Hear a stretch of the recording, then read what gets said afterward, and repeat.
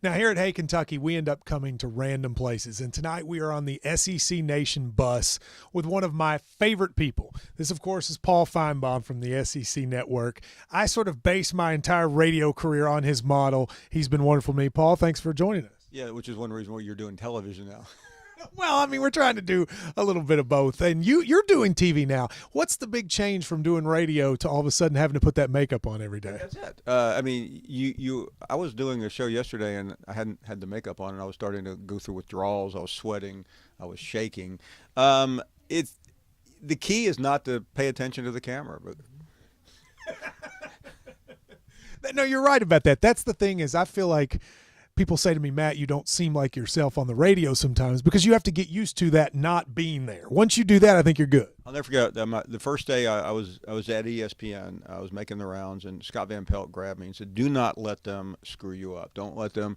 He said, "Just do your radio show." So I tried to do that in the first day. Say, look at camera two. I mean, I thought I was supposed to do my radio, but it never works that way. Television is television for a reason. I'm kind of the anti-television guy, and I think, Matt, taking a look at you, you are going to be too. Well, that's probably right down the, if not now, down the road. So let me ask you, you're here in Kentucky. You guys go all over the place. One of the debates we have a lot here is, can Kentucky ever be good at football? Like really good? Maybe not national title good, but win 8 games a year good. Do you think that's possible? Yes, I mean, I'm old enough to remember 1976, Kentucky was pretty good.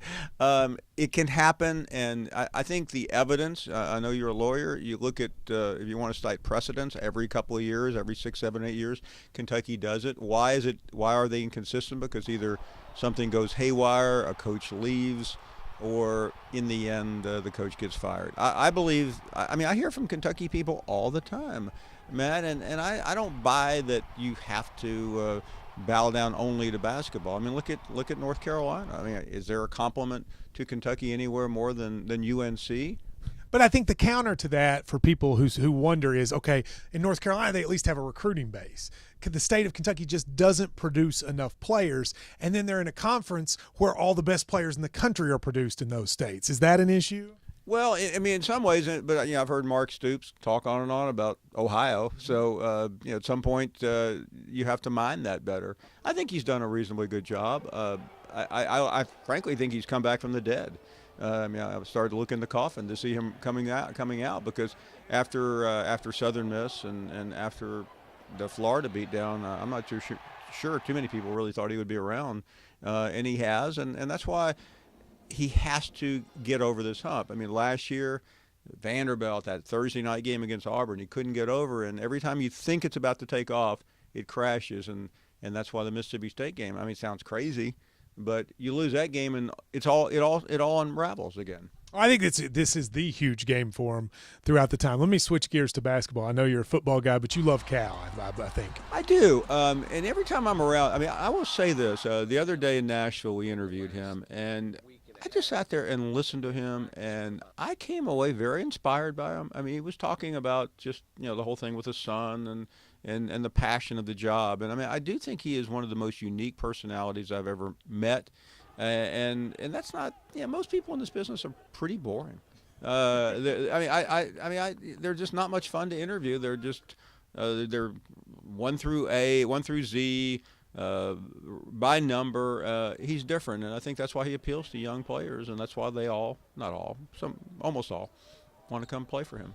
Do you think so? Almost the opposite question on basketball. We won. The SEC is great in football. Will Kentucky be good? Kentucky's great in basketball. Do you think the SEC as a conference, they hired Mike Tranghese, do you think that's ever going to pay any dividends, or will it always be Kentucky and then whatever random team happens to be good? Is this off the record? It is completely off the record. None of that's going to matter. They hired someone a couple of years ago. It didn't matter. I mean, what is hiring Mike Tranghese or somebody else going to do? I mean, what you have to do is have good coaches who get good players. And I think the SEC has enough of those right now, but it's at a very interesting crossroads. And, we both remember times when this was a great basketball league. It isn't right now. And it just doesn't have to be Kentucky, but right now it is pretty much Kentucky. My thesis has been for a long time. My thesis has been that The reason it's not been good is that kids in the South now grow up and play football. That if you go back and look at the top 100 recruiting rankings, in the 80s, it used to include a lot of Southern players, and now you might find 5. Most of the players are from other places. Any truth to that, you think? I think so, and it's a lot of people want every year we get into this, somebody just rails on the media. And I grew up a basketball fan. I grew up in Memphis. I mean, it was more important to me. Even when I was at school at Tennessee, basketball briefly was more important than football. And there's an argument that the media in a lot of southern markets is not educated, doesn't promote, and then have intelligent basketball conversations like you do in Kentucky. I don't think that has anything to do with recruiting. I think if you're a recruit, though, that has a lot to do with the dissemination of the information and the conversation. But if you're a recruit now and in the one and done era, are you going to go to LSU? I mean, did Ben Simmons get anything out of going to LSU? Well, isn't that because Johnny Jones is like the worst coach in the basketball history? See, I was waiting for you to say that. We get your host here on our show, and I ask him the proverbial Johnny Jones question, and then our Twitter guy is like he's typing that before you even finish the sentence. I know, he likes it. We love you, Bill. Right. But anyway, yeah. But I mean, I know one thing. If I'm the best point guard in the country coming out of Atlanta or somewhere that is non-ACC or Indiana related, I mean, I'm looking at Duke. I'm looking at Kentucky. UNC, I may look west just for the trip, and that's about it. Why am I going to Syracuse or even Villanova if I'm from Atlanta?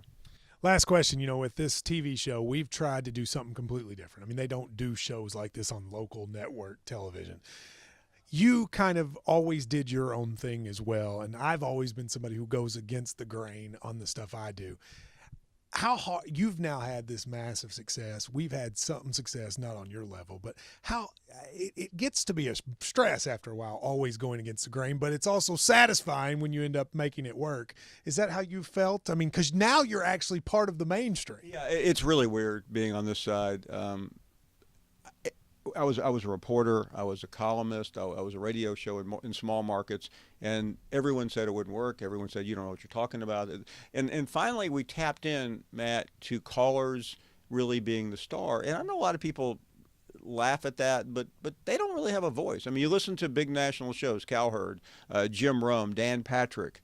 Any of these, they don't take calls, especially from the South, right? I mean, I think the South's a big part of that too. And so, I mean, I think we gave a group of people a voice, and I know you've done that as well. And I think it really matters. And it is weird being on this side because you do. I mean, there's some things you can say very boldly, but on the other hand, you're trying to balance. You just don't want to go Matt Jones and trash the coach at Vanderbilt and trash the coach at Kentucky. No, slow down just a second.